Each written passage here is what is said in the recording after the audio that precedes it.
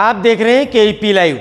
सबसे पहले आज बात करेंगे ईरान की, क्योंकि ईरान के लोगों का ये मानना है कि ईरान दुनिया भर में एकमात्र ऐसा देश है जिस देश में पूरी तरह से इस्लामिक कानून माने जाते हैं, यानी शरीयत का कानून माना जाता है। आज ईरान में राष्ट्रपति पद का चुनाव संपन्न हो गया। इस राष्ट्रपति पद के चुनाव में मौलवी इब्राहिम रईसी ने जीत दर्ज की है।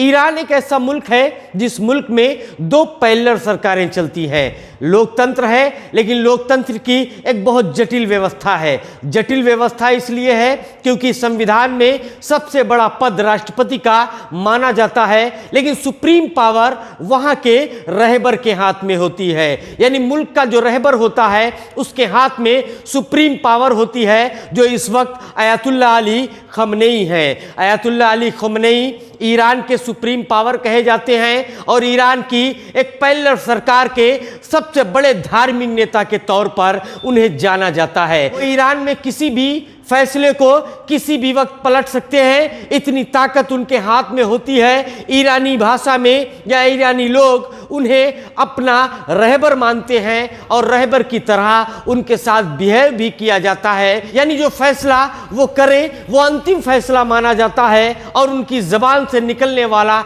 एक एक लफ्ज ईरानी लोग अपने दिलों में सजा कर रखते हैं, अपने जहनों में बसा कर रखते हैं। अब बात करेंगे भारत की।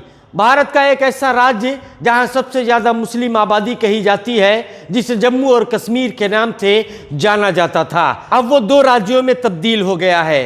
वर्ष 2019 में धारा 370 समाप्त कर दी गई और साथ ही साथ कश्मीर को दो केंद्र शासित राज्यों में बांट दिया गया। 2019 से वहां पर कोई चुनाव नहीं हुए, राष्ट्रपति शासन लगा हुआ है और उपराज्यपाल की देखरेख में कश्मीर की कानून व्यवस्था चल रही है। लेकिन कश्मीर में अब शायद सरकार चुनाव कराना चाहती है, इसलिए सरकार की ओर से लगातार मीटिंगें की जा रही हैं, जिन मीटिंगों के माध्यम से ये दर्शाने की कोशिश की जा रही है कि आने वाले दिनों में कश्मीर में चुनाव होने वाला है। और चुनाव की प्रबल संभावनाएं इसलिए भी हो रही हैं क्योंकि कश्मीर के सभी राजनीतिक दलों के साथ में भी मीटिंग्स चल रही हैं। कहीं ना कहीं इशारा मिल रहा है कि आने वाले कुछ दिनों में कश्मीर में चुनाव होने वाला है। उत्तर प्रदेश की बात करेंगे। उत्तर प्रदेश में लगभग एक सप्ताह पहले मुख्यमंत्री योगी आदित्यनाथ और भारतीय जनता पार्टी के केंद्रीय नेतृत्व के बीच में कुछ अनबन चल रही है, इस तरह की कई खबरें आ रही थीं। इन खबरों के बाद मुख्यमंत्री योगी आदित्यनाथ ने दिल्ली विजिट किया और दिल्ली विजिट करके उन्होंने गृह मंत्री से मुलाकात की, पार्टी अध्यक्ष जेपी नड्डा से मुलाकात की, नरेंद्र मोदी से मुलाकात की और राष्ट्रपति से मुलाकात की। इन मुलाकातों के बाद उत्तर प्रदेश में अफवाहों का एक बड़ा सैलाब आ गया और सैलाब ये आया कि उत्तर प्रदेश को कई छोटे छोटे राज्यों में बांटा जा रहा है। उत्तर प्रदेश में जल्द से जल्द मंत्रिमंडल विस्तार होने वाला है। इस तरह से कई बातें सोशल मीडिया के माध्यम से हम सबको पता चल रही थी, लेकिन अभी तक उत्तर प्रदेश में मंत्रिमंडल का विस्तार नहीं हुआ।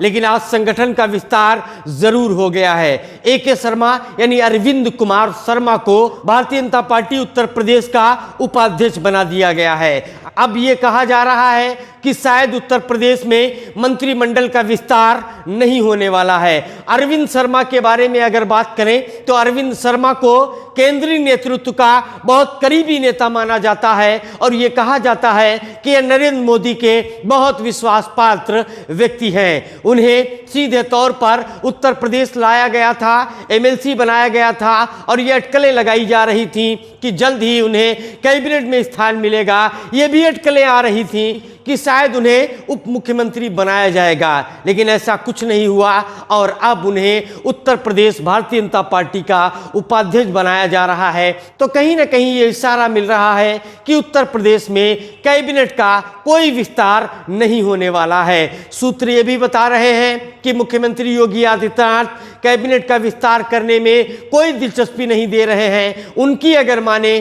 तो वो कैबिनेट का विस्तार नहीं करना चाहते हैं, बल्कि सीधे अपने दम पर चुनाव मैदान में जाना चाहते हैं और उत्तर प्रदेश का चुनाव जीतकर ये केंद्रीय नेतृत्व को बताना चाहते हैं कि उनके अंदर दम है, एक प्रदेश में दोबारा मुख्यमंत्री बनने की दम है। अब बात करेंगे लखीमपुर खीरी की। लखीमपुर खीरी में प्रत्येक वर्ष बाढ़ आती है। जहां एक तरफ बाढ़ हजारों एकड़ जमीन को बर्बाद करती है, वहीं सैकड़ों ऐसे परिवार होते हैं जिन परिवारों को सड़क के किनारे अपनी जिंदगी गुजारनी पड़ती है।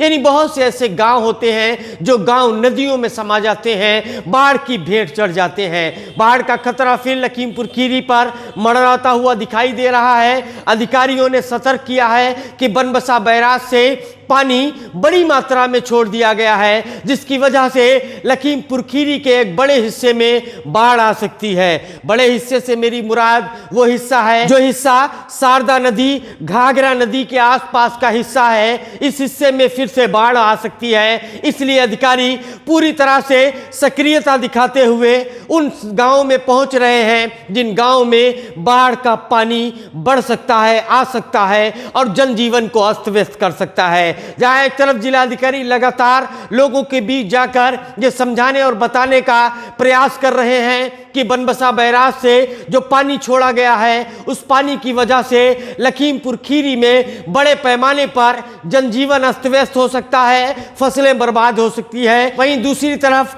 कई उप जिलाधिकारी भी मौके पर पहुंच रहे हैं, ग्रामीणों से सुरक्षित स्थान पर जाने की अपील कर रहे हैं। बनबसा बैराज से जो पानी छोड़ा गया है उसका कितना नुकसान होगा और आम जनजीवन किस तरह से इससे प्रभावित होगा, ये आने वाले दिनों में ही पता चल पाएगा। लेकिन हम उम्मीद करते हैं कि आने वाले दिनों में जनपद खीरी में जो प्रत्येक वर्ष बाढ़ आती है और बहुत नुकसान करके चली जाती है, इस संबंध में उत्तर प्रदेश सरकार एक मास्टर प्लान तैयार करेगी और इस मास्टर प्लान के जरिए बाढ़ से जो बर्बादी होती है उस बर्बादी को रोका जाएगा। अब बात करेंगे खीरी टाउन की। बरसात का मौसम है और इस बरसात के मौसम में संचारी रोग पैर पसारते हुए नजर आते हैं। यानी संचारी रोगों का खतरा हमारे आपके जीवन पर बढ़ता हुआ दिखाई देता है। संचारी रोगों पर रोकथाम करने के लिए उत्तर प्रदेश सरकार ने ये ऐलान कर दिया है कि शहरी क्षेत्रों में, ग्रामीण क्षेत्रों में सफाई व्यवस्था को बहुत बेहतर किया जाए, व्यापक स्तर पर सफाई अभियान चलाए जाए और सफाई अभियान चलाकर सफाई व्यवस्था को बेहतर बनाया जाए। जब सफाई व्यवस्था बेहतर होगी तो कहीं न कहीं संचारी रोगों पर रोकथाम भी लगाई जा सकेगी। खीरी टाउन में भी सफाई व्यवस्था को बेहतर बनाने के लिए ईओ नगर पंचायत खीरी खुद मोर्चा संभाले हुए हैं और मौके पर पहुंचकर सफाई व्यवस्था को देखते हुए नजर आते हैं और किस तरह से बेहतर सफाई व्यवस्था की जाए ये भी दिशा निर्देश देते हुए नजर आते हैं। खीरी टाउन से लहरपुर जाने वाले मार्ग के ऊपर आज ईओ नगर पंचायत खीरी वीरेंद्र कुमार द्वारा सफाई व्यवस्था का व्यापक निरीक्षण किया गया।